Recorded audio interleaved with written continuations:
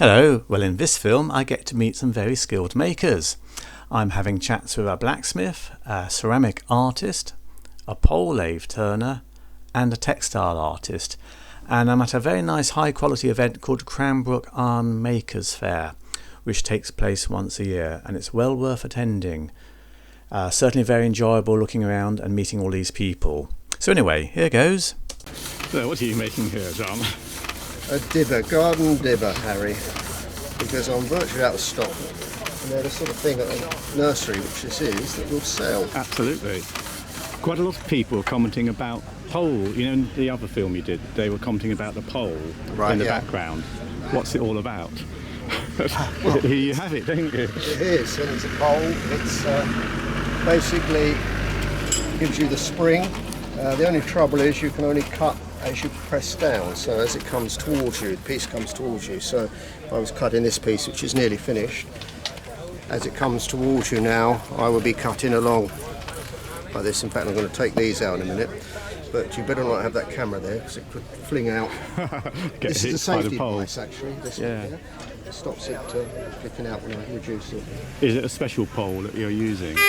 No, any pole will do as long as it's got a bit of spring. Some are better than others. That pole is actually a piece of birch because I've got a woodland where there's a lot of sapling birch in it. But birch lasts only 2 or 3 months, and then it goes brittle. So I cut that yesterday for today. A piece of ash will last a lot longer. Hazel's not bad. The one I've got and I've had for about 15 years is a nice piece of yew, but it's a little bit thick, so I've been gradually shaving it down to give me a bit more, to make it easier. So anything is straight. But what is important is it's not so. If you've got a bend in one plane, that's fine because it will come down true.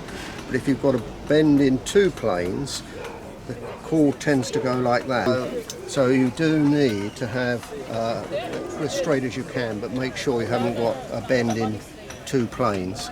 And the idea is that the line should follow right down through the treadle line like that, and it doesn't move. And if it's going like that, you have all sorts of difficulty.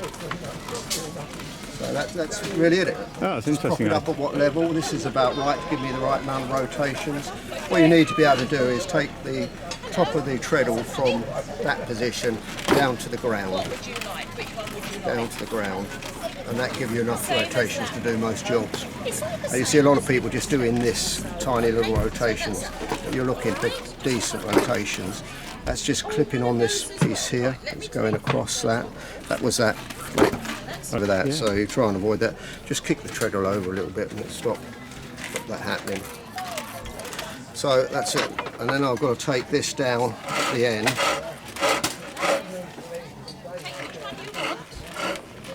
To a level where it will snap.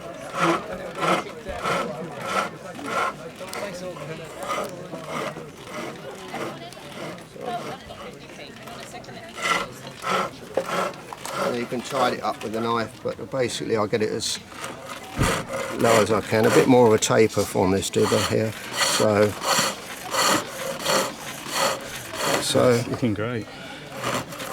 It's starting to wobble a bit now. So just clean this up and I'll go and go to the other end. You can see you can get it quite fine. So I won't go any further than that. And then this end I'll try and take this out a bit. And I've been really impressed seeing some of the things like goblets that you've turned with very slender parts. It all comes with experience, really. Yeah. Right, once it gets to that thickness, you can basically just snap it off. That's your little bit of interesting. Lots of these were found up in York in the Viking Museum, where on the bowls. Stubs from the bowls. Oh, so when you've been turning a bowl in a stub? They break it off at the end. What I do is I just basically, with a chisel, just plane it off. Very nice. That makes a very nice dibber for getting your right depth, doesn't it, for planting? Is that 8-inch Yeah, I do it graduations in inch graduations. I do smaller ones as well. This is more like a leek one. Yeah, leek. yeah, no, but, it's something you can do at these fairs where you just demonstrate the whole technique from the log. It came from one of those logs down there, the turrets missing, flash logs. So you can demonstrate right the way through some turning and some intricate pieces, etc. That one I'll just saw off and then just clean up again with the chisel, and that's it. Very, that's very finished. nice. Finished product. Great stuff. Well done. Thank you.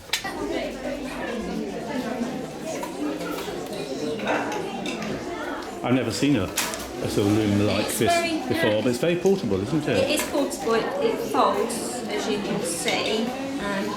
It's, once you get that warp on, it's very simple. It's just a 2-shaft.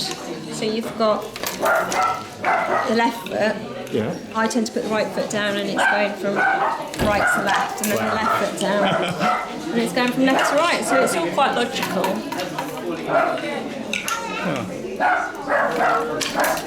That's good. And it's simple, basic weaving, but it's how you use it and the colours and the textures you put into the piece.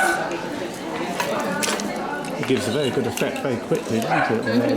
Really. Once you've got this on the loom, if I wanted to do plain weaving, those scarves I could do quicker once the yarn's painted, but I'm fickle and I want to change colours and do that's stripes. nice. I think that's what gives it its character, doesn't it? You presumably do you weave in something different there to get you just grab a treasure, a little piece and get the design. Yeah, let's pick something out.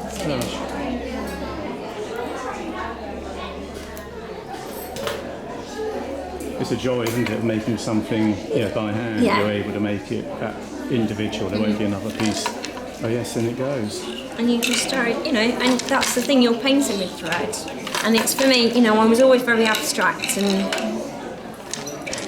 what can I do? That's lovely. You've got some colours, you've got texture. And I just tend to go with my instincts, I just pick up a bobbin and away I go. Supposed to be in traditional weave, one in the front, one in the back. Right.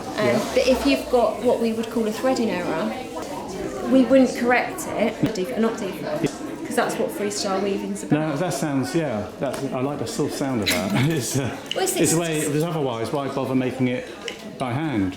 Exactly, in a way? because, a machine's not going to be able to make these choices of colours and change, on a whim like I do. That's what makes it special. So what got you actually into doing the weaving? What sort of set you on? I joined the Kent Guild because obviously I was spinning, I was knitting, and there was a lovely lady she was a chairman who sadly passed away, but I always said to her that I would weave one day. Yes. And I went up to Woolfest in Cumbria and I'd got a couple of books on the subject. I met some ladies who'd written one of these books. And I bought my first loom and went from there. It just snowballed. Yes. And these Japanese freestyle sari looms, especially made, Kenzo Joe and his mum, they started sari weaving. Right. She's 102, I think, now. Gosh, she's that's still weaving. Good for long living. Yeah. So it's, once I got one of these, there was no stopping me, really. No. It's just a lovely loom to weave on. Thank you very much. That's lovely. Get a nice compact fire. Yeah, I just have to keep on feeding it. Yeah. It's actually the sort of fire box area isn't as wide as this. There's a sort of half perimeter. So as long as I just carry on feeding it, letting the coke dry out and then pushing it in is fine. The only thing is that when you're doing outdoor demos, because of the daylight, steel always looks colder than what it really is. So although I know I could get away with working this a bit colder than what it looks like, for the sake of a couple of, if you want to see hot metal, there's a temptation to get it hotter than it needs to be, so they can see some hot metal. I suppose your blacksmith shop is actually quite dull inside, isn't it, for that very reason? Yeah, ish. Yeah. When I actually got that out of the fire, it looked orange, but I could just see it sparkling, so I know that was at a welding temperature. Yes. But, so I've always got to, doing demos, catch it just before Burns the cheese.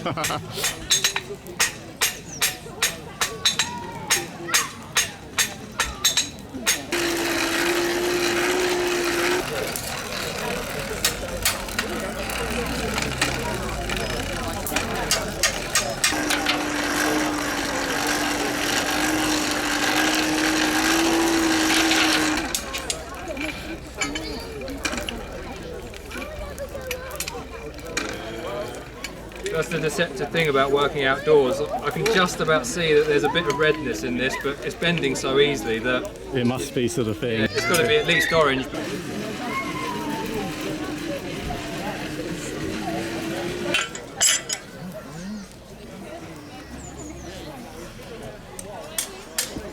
Your gates look beautiful. What got you into Rennie Mackintosh in particular? Yeah, I tell you what, I've just designed some more gates, some sort of stained glass poppy style gates that slightly speculative design, but potentially for a local war memorial that's getting done up.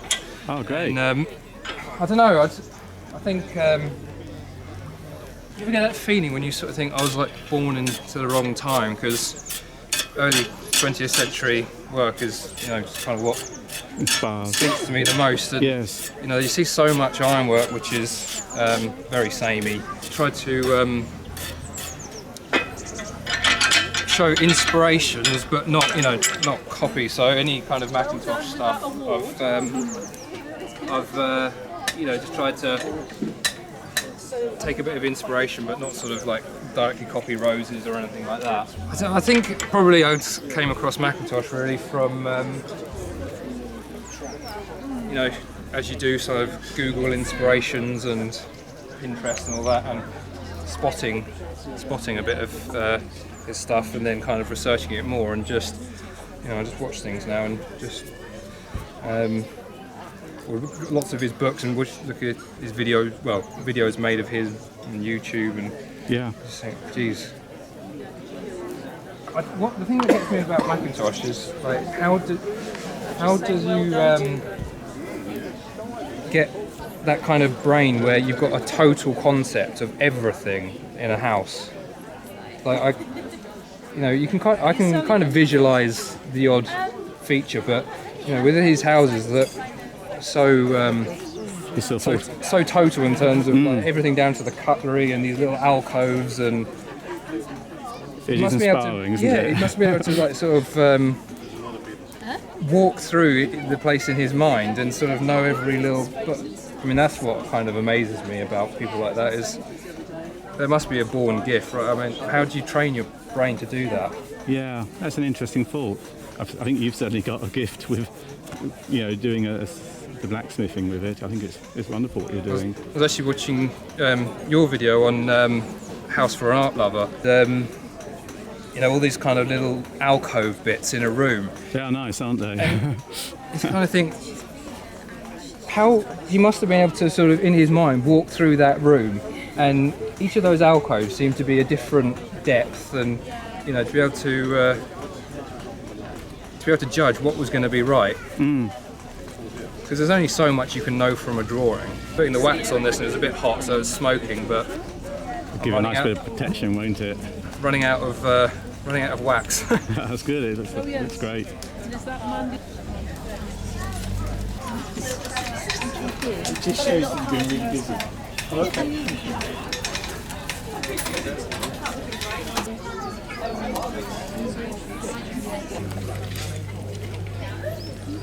Is it difficult sort of starting it off, or? A smaller piece of clay is very easy to work with. Just got to centre it first. Full speed ahead, centre it. I think that's where I would probably fail at the first step, but and then light houses, bring it up, back down again. Got to decide what we're going to make first. Do you let the inspirations just take you, or do you have a sort of if it's idea? Commissions, then it's got to be. If it's going to be a commission, it's got to be something. But otherwise, I just go with the play sometimes.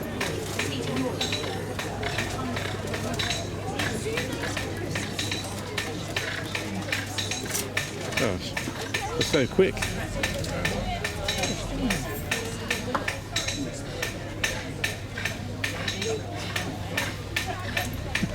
that'll be a mug.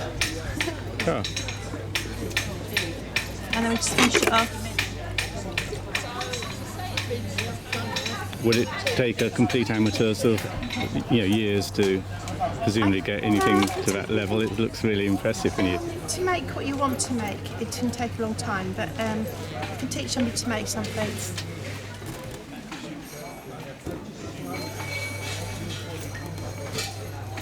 Yeah. Do you want to have a go? Okay, full speed ahead. What was the ball? Okay, and you're centering here, 1 point there, 1 point there, and link. Okay, so you've got one on the top, one on the side. Okay, yeah. Okay, full speed, absolutely full speed. That's it. And then support that side, one on the top. That's it. And then one hand on the top. That's it. That's it. Then bring it. That's it. And then the top as well. That's it. And then back down again. Oh gosh. And back together, and you bring it up on the sleeves. Right, putting your finger in the middle again. It's quite responsive, isn't it? Nice and slow. And then you apply, Is this an easier clay to work than some? Yeah. and then So it's more forgiving.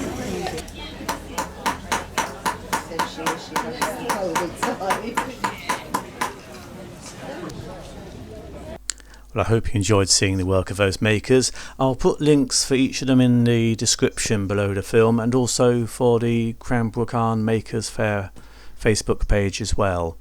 As I say, well worth attending and a very enjoyable event. It's actually held at a nursery called King Johns Nursery near Etchingham in Kent, and it is quite a sort of enjoyable day really, but you get a chance to look around, see these lovely crafts, buy things, have nice cups of tea, and look around the nice plants at the nursery. So it's a very enjoyable time all in all. Anyway, hope you enjoyed seeing that one, and thanks very much for watching. Bye bye.